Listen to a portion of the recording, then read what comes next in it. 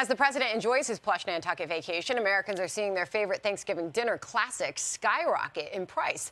But that's not all. If you're planning on making the trip to Grandma's, you better be ready to pony up big time for gasoline. Prices at the pump well over $1 since the same time last year.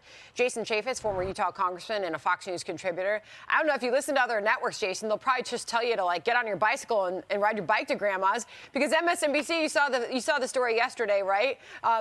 It was an anchor suggesting, well, if turkey prices are up, find an alternative. I mean, this is the answer to skyrocketing prices. I mean, this is a reality for many Americans as the president jets off to a lovely holiday weekend.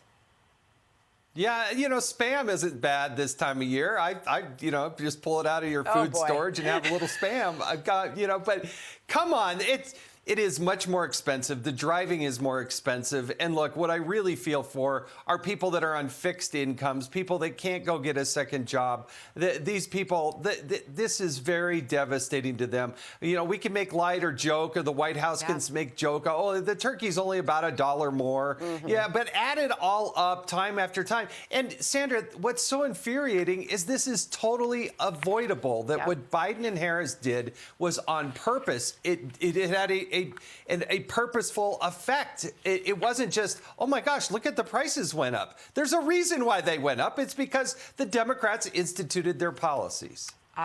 You got it. And this is something most American families are seeing. It's very tangible. And we talk about dealing with that reality today. Certainly could be political consequences next year. Jason, meanwhile, the White House is announcing that they'll be tapping into the federal oil reserves. Big stories yesterday, big headlines yesterday, and the president downplaying criticisms that move will do very little to actually lower gas prices.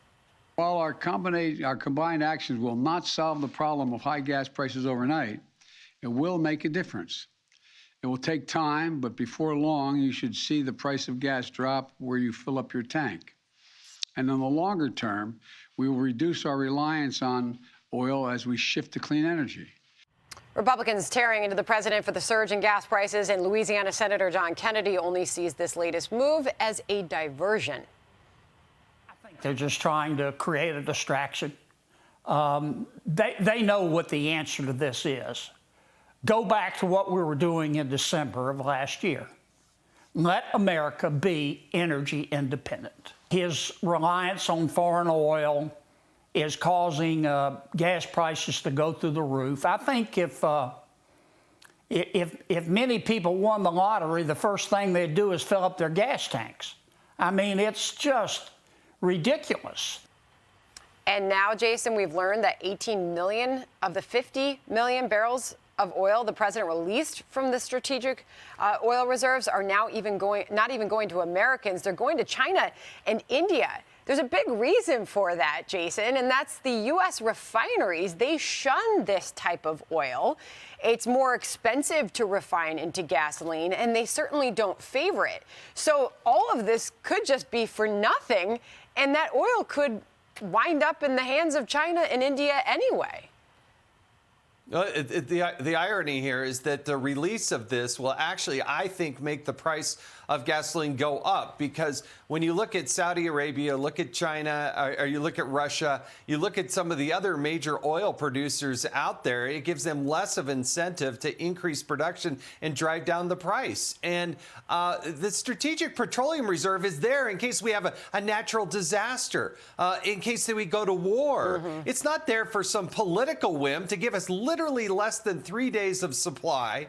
It is not going to have an effect. And again, it was what Biden and Harris did at it was like literally within the first 48 hours, they cut off the leasing and the extraction of these products from our federal lands. And out west where I live, you go to places like Wyoming and Idaho and Utah and New Mexico and places that have a lot of federal land, and Nevada. guess what? This is devastating to jobs, and the consequence is you got to go beg the Saudis and the Russians to produce more. What's wrong with this prediction? But that's this picture. But that's exactly what Biden and Harris wanted to do. You know, it's interesting. I got off the phone with a trader right after all this news was hitting yesterday, and then it became a much bigger story about the markets sort of shunning this. And I always look at the market reaction because the markets never lie, right? And he said that the markets are laughing off this decision. Not only is the total amount of oil barely enough to cover a few hours of global demand, he said it's also because of the amount of high sulfur sour crude that they'll hardly have any impact on lowering gas prices here at home. Very serious point to be made, right? And there was also this moment yesterday. Energy Secretary Jennifer Granholm gave some vague answers, Jason, when pressed on the administration's plans to tap the country's strategic petroleum reserve. You got to watch this. How many barrels of oil does the U.S. consume per day? I don't have that number in front of me, sorry. So some suggest it's about 18 million. It's probably more of an art than a science. Projecting is subject to a lot of different volatility. But we're not saying that we're going to be supplying all oil for the country. We're just going to try to do what we can to temper. Jason, that should have been an easy answer for the Energy Secretary of the United States. One question to our brain room this morning: how many barrels of oil do we produce a day? Consume a day in this country? 18,186,000 in 2020. That's the lowest level of annual consumption since 1995. The data's right here, and the Energy Secretary certainly should have that at her fingertips.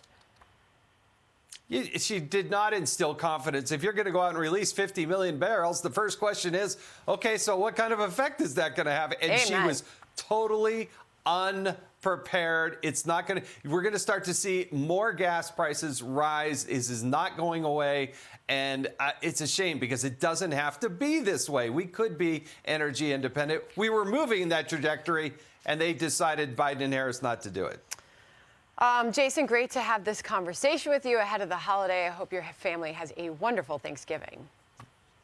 Yours as well. Thank you. Thank you. I'm Steve Ducey. I'm Brian Kilmeade. And I'm Ainsley Earhart. And click here to subscribe to the Fox News YouTube page to catch our hottest interviews and most compelling analysis.